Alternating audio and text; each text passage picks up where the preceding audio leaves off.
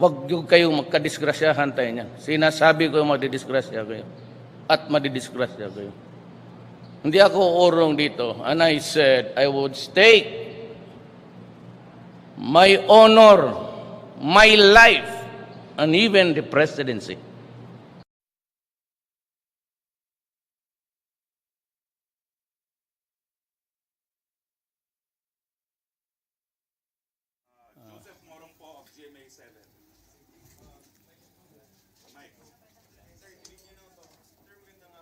Yes. Okay, you mentioned that you designated si Secretary Tolentino as parang your point person. Couldn't do it. Sir, where would you be monitoring during the next couple of days? Yeah, I think he's going to go there also.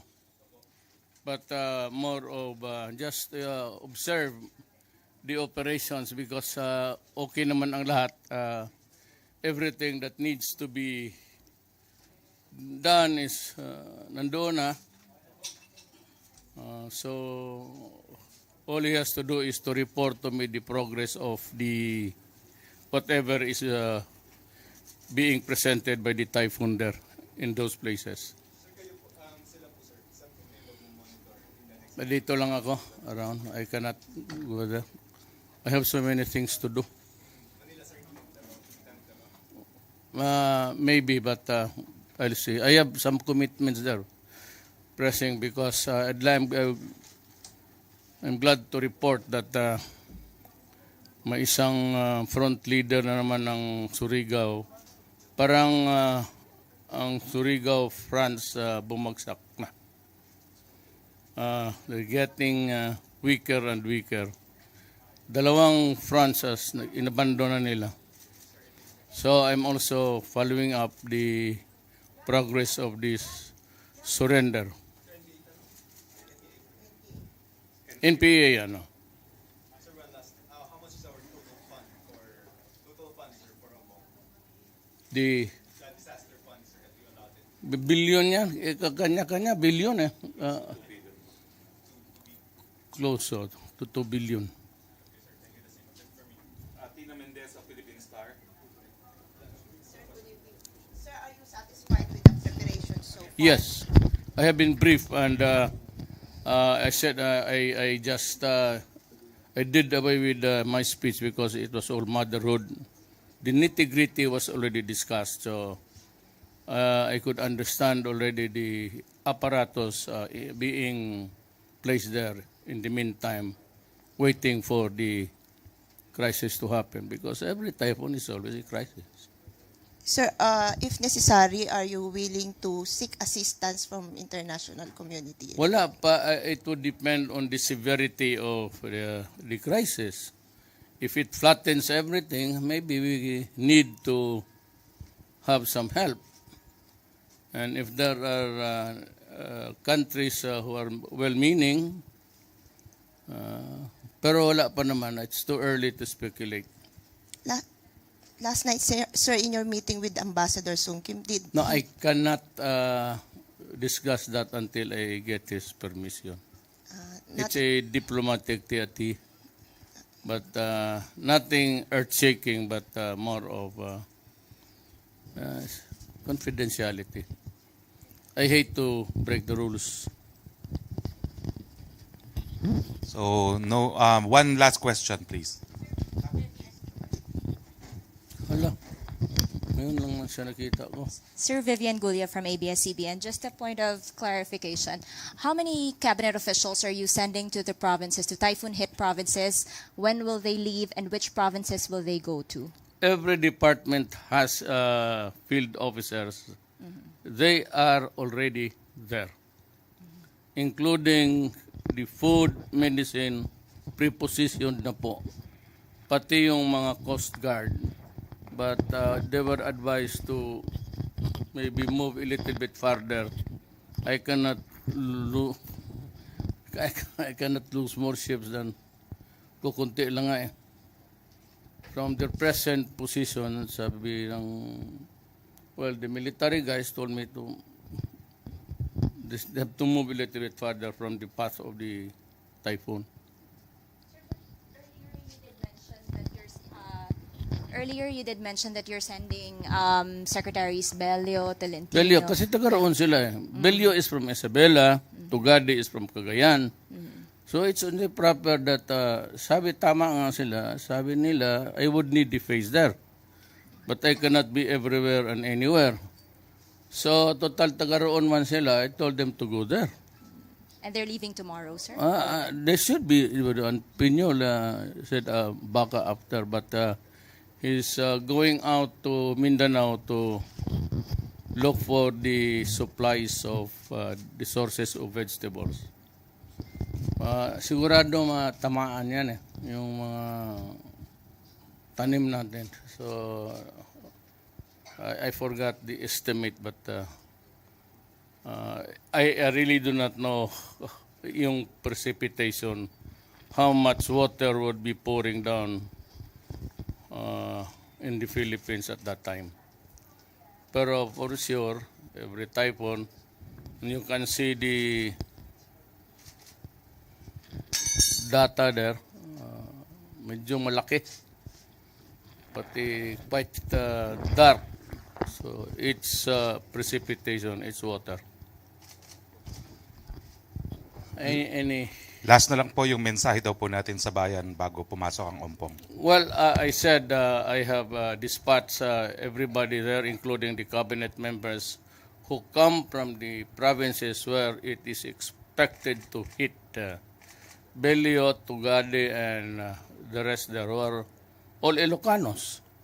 Sabi ko, lahat ng mga Ilocano sa cabinet ko, total, puro halos Ilocano naman sila lahat. So, dalawa na lang kaming Bisaya na iwan dyan.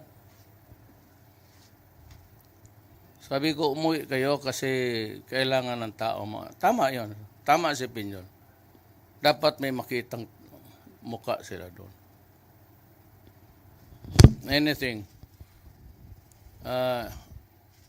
Any questions that you have wanted to ask but cannot ask or will not ask? Go ahead. Joseph Marong. Sir, okay, you've been mentioning maybe twice or thrice already, sir, yun pong mga efforts to destabilize the government. And you said that's going to come to a head in October. What is the No, government? I said maybe September 21st something Oh, okay. on the plan. But what I'm sure of is that there's a collaborative efforts of the left, the Magdalo, and the Yellow. Some, but not all. So what is our action on it?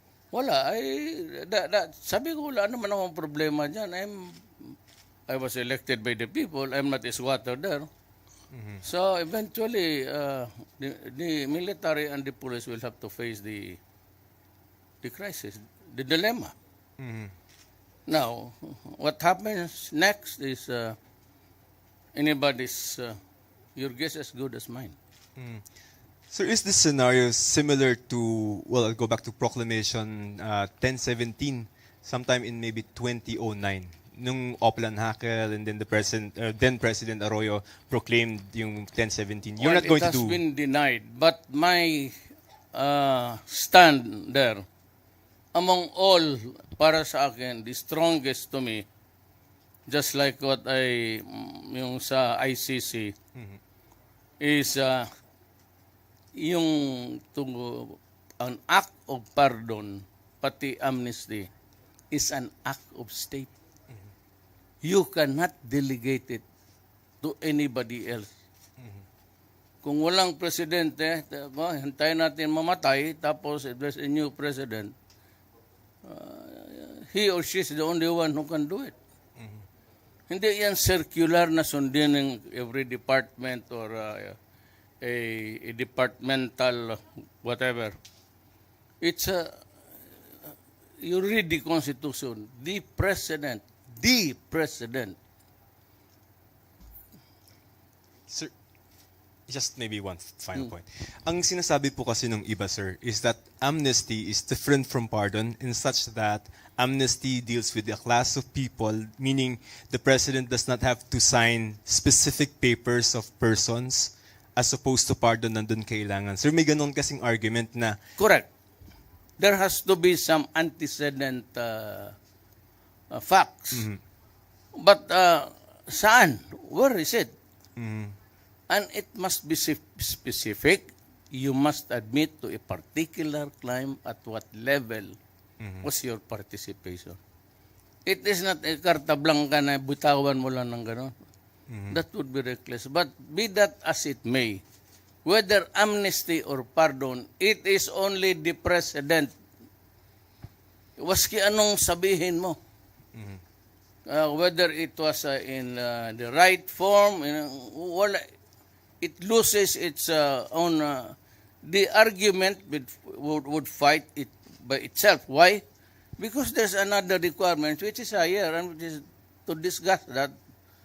It is only the president who can. All right, sir. Thank you. Short lang. Hindi ka pwedeng maglagay ng may investigation, then i-endorse mo. Then, that's weird, actually. It's an act of state. So, it's only the president who can. Good evening, Mr. President. I'm Janeline Kabiling from Manila Bulletin. Sir, Senator Trillanes has opted to stay in the Senate for fear of being arrested without warrant. Is there urgency to arrest him, or will you wait for the court to issue an arrest Nobody is warrant? interested to arrest them. The military does not have the interest. I do not have the interest. He can stay there as a border.